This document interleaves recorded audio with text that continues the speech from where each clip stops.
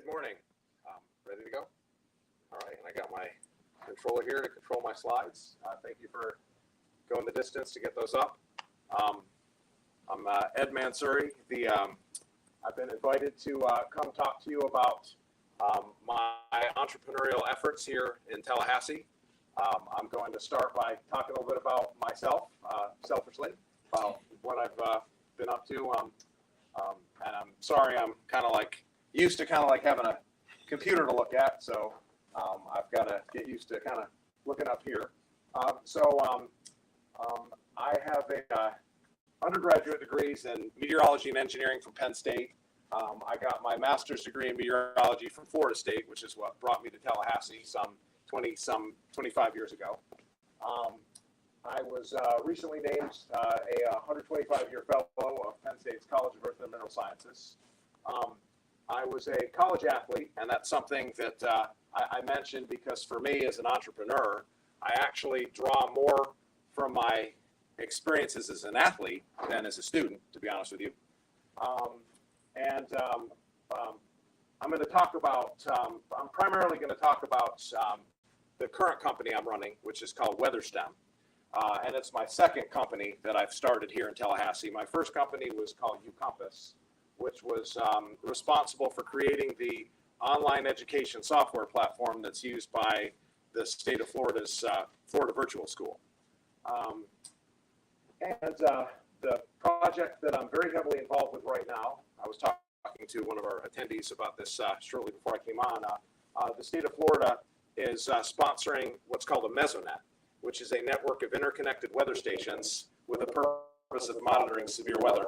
Sounds like my mic just decided to kick on. One of the projects I'm up to now is setting up what's called the Florida Severe Weather Mesonet, which is a network of weather stations, I'll talk more about it, that are capable of withstanding up to 185 mile per hour winds and are connected to cellular modems and are completely solar powered. All right, so again, those are the two logos of the two companies.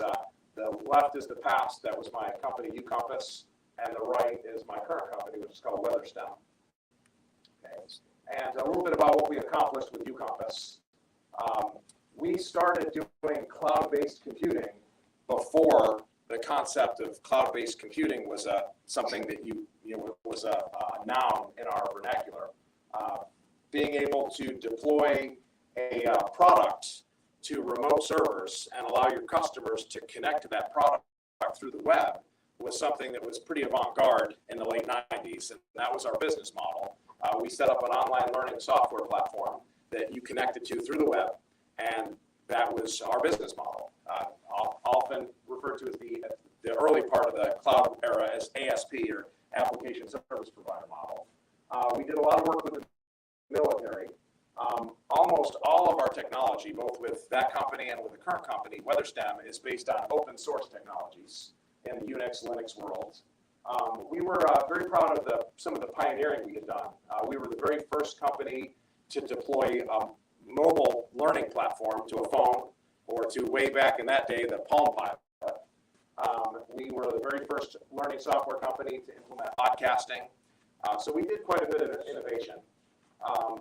Then I ended up selling that company and using the proceeds to create WeatherSTEM, which is my current entrepreneurial focus here in Tallahassee. And WeatherSTEM is a rapidly expanding network of weather stations and weather cameras. I actually have a prop of one of our sample products here. This system that I have here to my right will, in a short amount of time, a few weeks, maybe a month, be atop the University of Texas's football stadium out in Austin. Okay. A lot of our customers are in athletic facilities. We have two parts of our products. There's a hardware and infrastructure part of what we do. So we set up, I'll go further into detail about this, but we set up weather equipment. We set up cameras, weather stations, probes, sensors, and then the real powerful thing about what we're doing is, what do we do with the data and information this instrumentation collects? Well, it's used to drive a web, a mobile, and even a social media platform that serves many different industries. Education, emergency management. if you ever watch the Weather Channel or Fox or even local news affiliates like WCTV, you'll often see them show cameras that show what's going on with the weather. So like if you were going to watch like Mike McCall, one of the well-known local meteorologists, if you turn on his newscast, a lot of times he'll show what the weather's doing down at Shell Point or down at the FSU Marine Lab. Those are our cameras that he's typically showing. Okay. We have one here on top of the roof of the Challenger Learning Center. We have one across the street on top of Mr. Baylor, Baylor Partners lobbying firm here in downtown Tallahassee.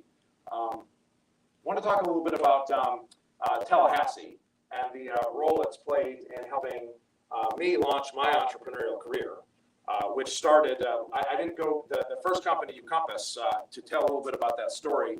I started that company when I was a graduate student at Florida State in meteorology, and I was, my intention when I moved to Tallahassee was to become a professor. I was on a trajectory to become a PhD in meteorology, and I was going to be a faculty member, and that was going to be that. And I was given the opportunity to teach the introductory level meteorology courses. And I needed extra money, had no interest in teaching at all. I was annoyed by the thought of it, actually.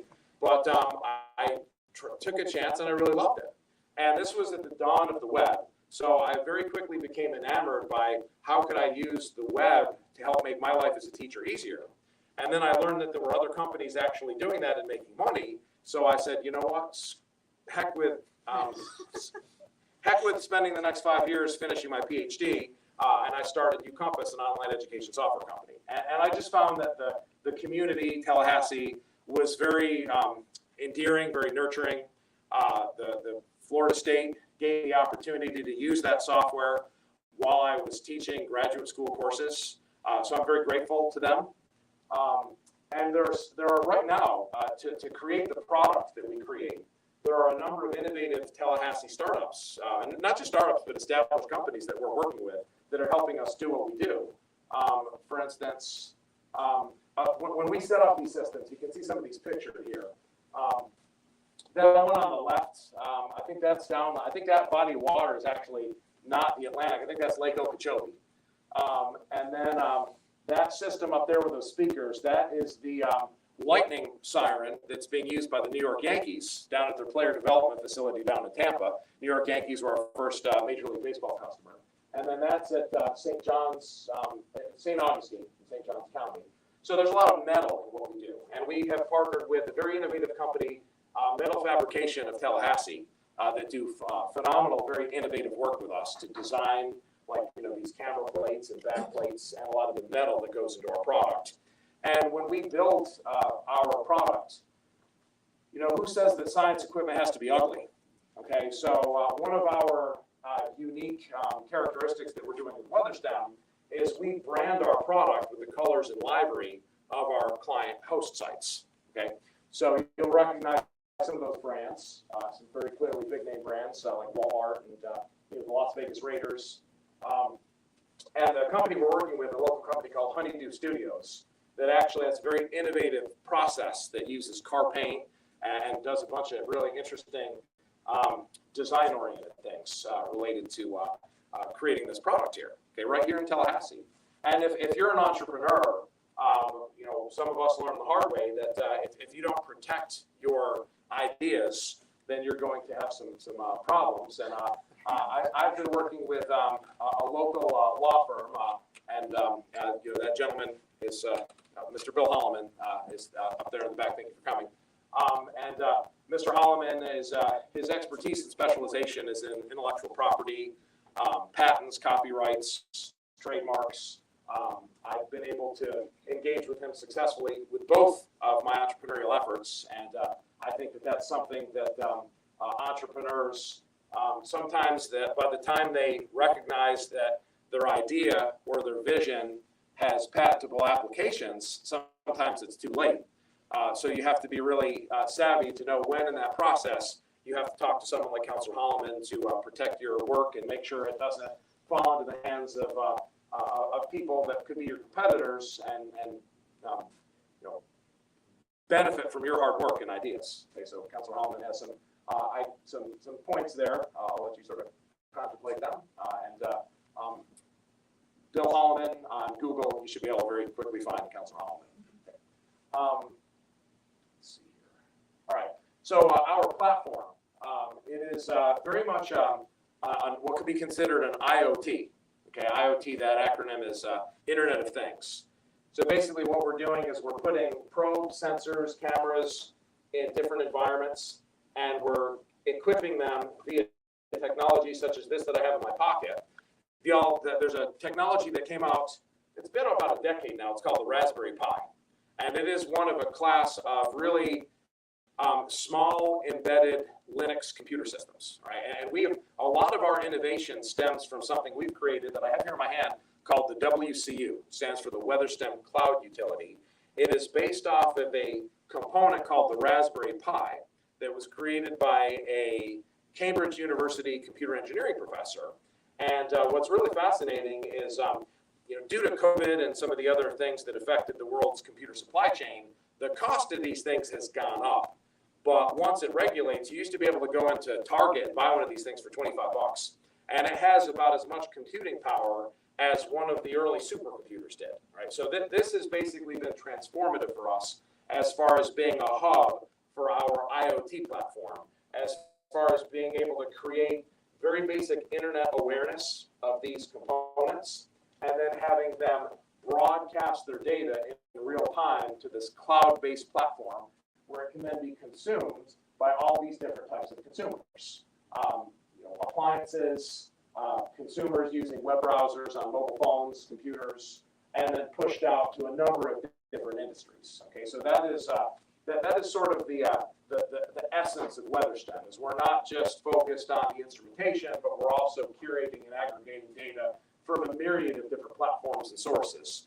Third-party data, we're dealing with forecasts, lightning, radar, satellite, etc. So that's sort of what we're up to with WeatherSTEM. Okay, and our markets are, we are.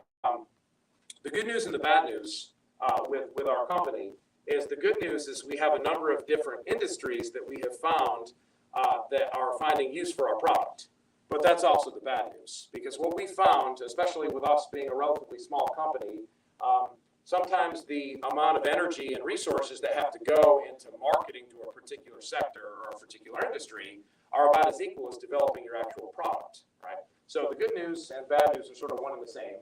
We're working with a number of pro sports venues. That's pictured here on the left is the Jacksonville Jaguars, TIAA Bank Stadium over in Jacksonville, is one of our clients. The Texas Motor Speedway, that's a NASCAR racetrack.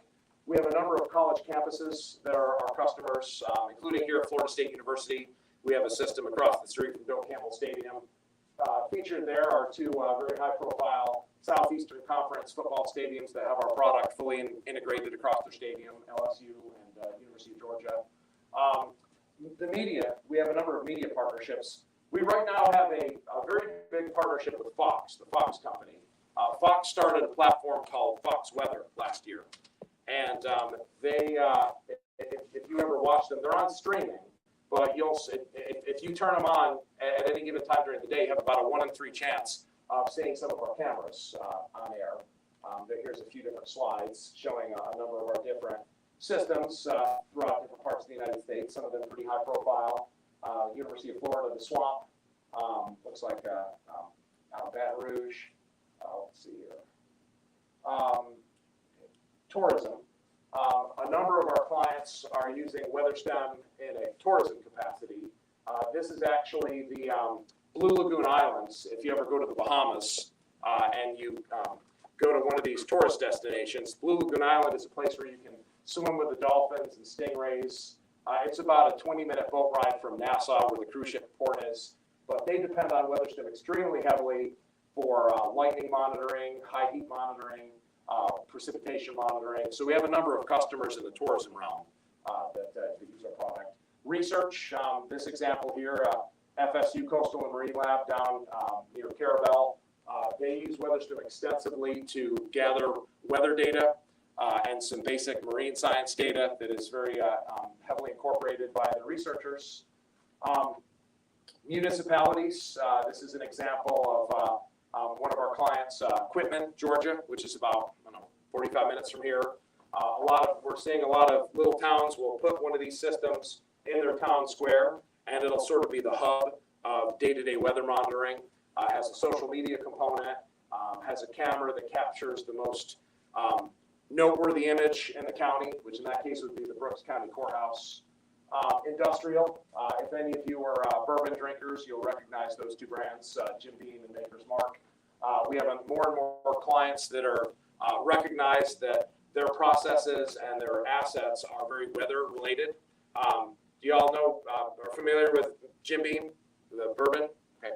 Well, at one of their distilleries up in Kentucky a couple years ago, they had a lightning bolt that hit one of their distillery buildings and caused the loss of $20 million worth of product. And it turned out that they didn't have any weather monitoring technology to better prepare for that sort of risk. Okay, so that's a segment that we're very focused on serving more heavily is the industrial arena. And then agriculture, there's few things that are more impactful on agriculture than the weather. So you're seeing more and more of our systems being set up. That picture is down in the Marcia Groves, Orange Grove down in Highlands County near Sebring. So we have a lot of those systems like that, solar powered cellular, that will be able to monitor and send out notifications and alerts if temperatures are getting too, or conditions are getting such that the agriculturalists have to take mitigative action to minimize risk to their orange crops. K through 12, this is the Windermere Prep School, very high profile, prestigious private school in the Orlando area, have a lot of K through 12 customers as our clients. One of our core products is, that's part of our system, is lightning detection and notification. This basically shows how we can, our customers can take a map interface and draw shapes on it, polygons, circles, ellipses, and then basically based on the presence or lack of lightning within those shapes, dispatch notifications to cell phones, to email addresses, to other devices that can trigger protocols such as, hey, we can't go out and practice soccer right now because there's dangerous lightning nearby. Or, hey, we can return to the stadium because the threat of lightning is past. A lot of our customers that are paying us right now are paying us for our innovative lightning detection and notification capabilities. Okay? There's just a little bit more graphics that show some of the depth and scope and precision of our lightning detection capabilities. Okay? This is I don't know how to, if I had my laptop, so basically that's our lightning horn.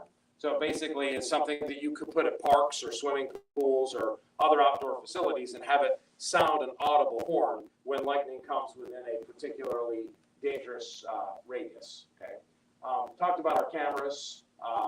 It's an example of one of our stadium cameras, and you can see how if you were at a command center, being able to monitor conditions, that was a difference of just a few hours in being able to monitor how quickly the weather can change. And you can imagine if there were fans or athletes occupying that stadium, not having them aware that that was about to happen could be a significant risk and a significant liability. We are pioneers in heat research. Heat index has traditionally been the metric that's been used to assess the risk of high heat on the human body. We've been helping pioneer a more advanced metric called wet bulb globe temperature that not only looks at temperature and humidity, but also via the utilization of our sensors is able to understand how solar radiation and wind are also contributing to dangerously high heat conditions. Okay, so that graphic sort of further illustrates heat index, which you probably heard of. That only looks at temperature and humidity. Wet bulb globe temperature looks at wind and solar radiation as well. And we're working with a number of both private and public entities to help establish guidance, such as this sort of, this is some work that we're doing with an entity called the Andrews Institute down out in Gulf Breeze, Florida, where based on the wet bulb globe temperature heat conditions, that helps trigger guidance, in this case, particularly pertinent to outdoor athletes. So if the temperature, if the conditions get too high, it's okay to have football practice, but just don't have your pads on. Okay, and it also helps dictate guidance as far as when to take hydration breaks, et cetera. So that's become a big part of WeatherSTEM's innovative focus is high heat research. And a lot of the work we do in stadiums, like we don't just put a weather station on top of the stadium.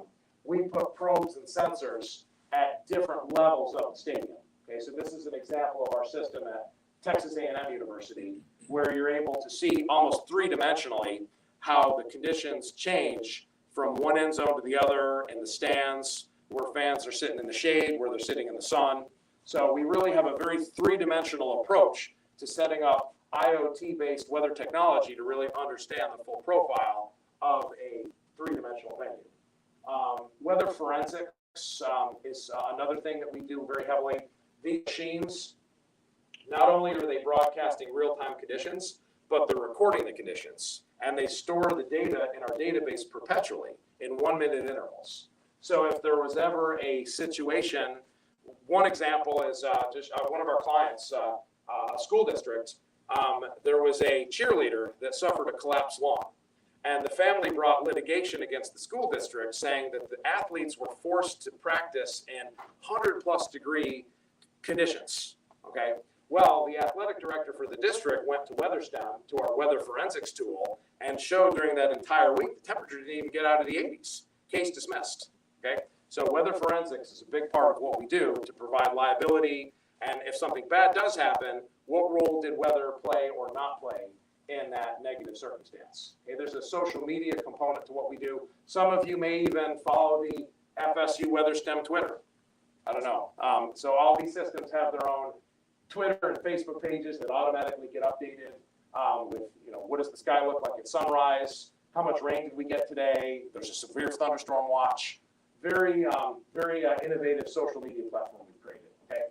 All right. So now I guess looking at the time here, my intention when I was asked to give this talk, my intention was to, and my understanding was to talk a little bit about what I'm doing now as an entrepreneur and what I've done. And then I was also understood that I was going to talk a little bit about some of my own perspectives of entrepreneurism, some of the lessons that I've learned. Is that okay? Yes. Okay, all right. So I have a few slides that are more sort of photo illustrative, and I try to sometimes tell stories. So this story has to do with self-confidence, okay, and self-awareness. And I think for me as an entrepreneur, I think there's, unfortunately, we live in a society where we have a lot more negativity that we get subjected to than positivity, okay? We have a lot more people telling us we can't do something than telling us we can do something, okay? And I think for me, more important than hard work or any sort of talent or any sort of skills is that self-confidence that you have to have. And for me, like I remember when I told you the story, I started my first company when I was finishing my master's degree. And I told my dad, my dad was a great guy. I told him, hey, I'm going to start a business. And he was very negative. He was like, you don't know the first thing about business. You just finished a master's degree and an undergraduate degree in meteorology, and you're going to start a computer business. You're going to fall flat on your face, blah, blah, blah. I mean, I'm getting that kind of feedback from my own dad. Okay, what kind of feedback am I going to get from people that aren't as close to me? So what I learned over the years is that when someone tells you that you can't do something, what they're really doing is they're projecting their own insecurities about what they can't do onto you, okay? And I do it myself sometimes. I have a good friend who's, I'm not the most agile guy. I'm 250 some pounds. And, someone about my size is planning to run a marathon. And I'm like, man, there's no way. But it's not because he can't do it, it's because I can't do it, okay? So I think that's something that really is I've seen for myself. I've seen a lot of entrepreneurs that have this energy that gets sucked out of them by other people's negativity. And it's really just something that you have to kind of listen to your own inner strength if you're going to have a chance of overcoming all the challenges you have to overcome to become an entrepreneur, okay? Then another thing, this is just vaguely represented as health, okay? Probably one of the most detrimental obstacles to my business efforts that I had encountered since the start of it was when I got a really bad case of the flu, okay, near the time when I was starting up WeatherSTEM. And I was running myself ragged. I wasn't taking good care of myself. I was pushing things too hard. And it's just like if you're an entrepreneur, One of my favorite sayings that I heard about entrepreneurism was the guy that started the Howard Johnson's hotel chain said, yes, folks, he was giving a speech to, I think, the graduating class at the University of Michigan's business school. And he said, yes, folks, I'm living proof that you can be successful in business working only half days. And it doesn't matter which 12 hours you choose. Okay? And that is so right. That is so right. I mean, I can't remember the last time I had a 12-hour work day. And the thing is that is a grind. And as you get older, it doesn't get any easier. So if you're an entrepreneur and you push yourself to the point where you get sick, boy, there's no one that's got your back when it comes to putting that proposal together, meeting that deadline. You're screwed. Okay, so you got to take care of your health. You got to do things like yoga. Okay, you got to eat good. You got to get enough sleep. And there's a counterbalance to that. This sort of is like, the slide is to represent stamina. There's a juxtaposition between this slide and this slide, because at the same time, I'll tell a very quick story. I remember near the start of my first business, had a really big opportunity to get a contract with a bunch of community colleges in North Carolina. Okay, they were using one of our competitors' products. Company I'm sure you've heard of called Blackboard. Okay, they were earlier in the space. So they wanted to move from Blackboard to our product, about 10 campuses, big opportunity. But I had to give a presentation at 8 in the morning that would show how you could take a course from Blackboard and in one click, put it in our product, okay? And I think I was in Greenville, North Carolina, and it was 3 in the morning. 3 in the morning, and I wasn't anywhere close to done, okay? And that bed was screaming at me, okay, to come to bed and get some sleep. But I was very simple. Stay up, push through it, and have a chance of getting the contract. Go to sleep and have no chance of getting the contract. Okay, well, I toughed it out. I got no sleep, and I got it done, and we got the contract. Okay, that is kind of juxtaposed with what I was saying here before. Okay, so there's that's sort of one of the things about entrepreneurship is you have to know yourself really, really well. You have to understand what your limits are, and you have to be respectful and mindful of those limits. Otherwise, you're going to get yourself into trouble because you have to do those sorts of things. You are going to be in situations where you are pushed up against a wall where it's either do or die. Okay, so that's just kind of the thing that I've learned is really knowing where those limits are, how to push them, how to back off from them, when to get the rest you need. So that's kind of, I felt it important enough from my own experience that I wanted to share that with you. Okay. Now, we'll talk a little bit about money. Okay. One thing I've noticed with a lot of entrepreneurs, a lot of startups, and I did the same thing, is there's almost sort of this like not wanting to admit that you want to make a lot of money. Okay, there's almost this humbleness that is almost counterproductive. Well, I'm not in it for the money. I don't care about the money. BS. Okay, I want to make a lot of money, not necessarily because I want to buy a boat or a nice car or whatever, but I mean, doing things like this, okay, figuring out how to do stuff like this, figuring out how to find the people that can help you do stuff like this, it's expensive, okay? It takes money, all right? So having a vision of making money isn't about greed.